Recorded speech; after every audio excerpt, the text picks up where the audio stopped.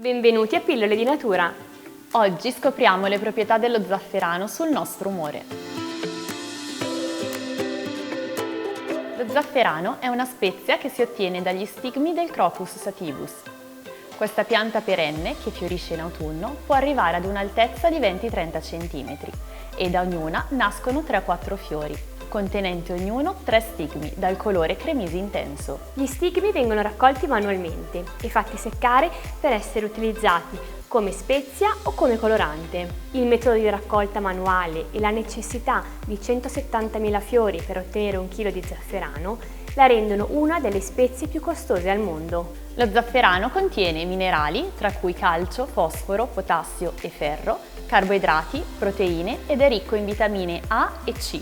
Sono stati inoltre individuati più di 100 componenti di questa spezia, tra cui la crocina, a cui si deve il tipico colore giallo, il safranale, che presta la sua fragranza alla spezia, e la picrocina, responsabile del suo gusto dolce amaro. I primi due sono anche i maggiori responsabili delle proprietà dello zafferano. L'azione prevalente di questa preziosa spezia è sul nostro umore, ma aiuta anche il rilassamento e il nostro bilanciamento emotivo. Queste caratteristiche la rendono particolarmente adatta per la donna, soprattutto per i disturbi legati al ciclo mestruale. Meno conosciuta invece è la proprietà dello zafferano di favorire la funzione digestiva. Il primo pensiero dei più, pensando allo zafferano, ricadrà sicuramente su un buon piatto di risotto giallo. L'assunzione come spezia farà gioire il nostro palato.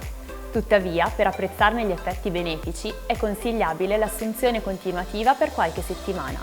Risultano quindi più pratici degli integratori in capsule o compresse predosate. Se avete domande o curiosità, non esitate a commentare o a contattarci. Ci vediamo alla prossima pillola!